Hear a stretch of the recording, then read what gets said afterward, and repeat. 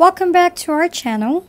For today's video, I'm going to show you how to use Contact Share on iOS 17.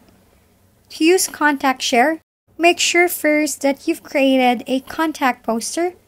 And to check this, open the Contacts app of your phone. And the Contacts, go to your card by tapping the My Card above. In here, you're going to see that you have created your contact photo and poster. Now, if you haven't done creating your poster, simply create it by following the on-screen instructions.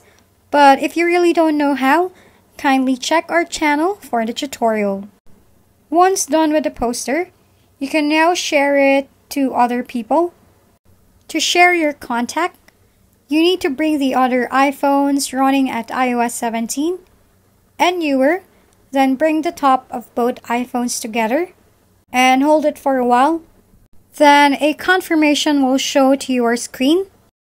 It will ask your permission to share your contact, and that's how to use the Contact Share on iOS 17.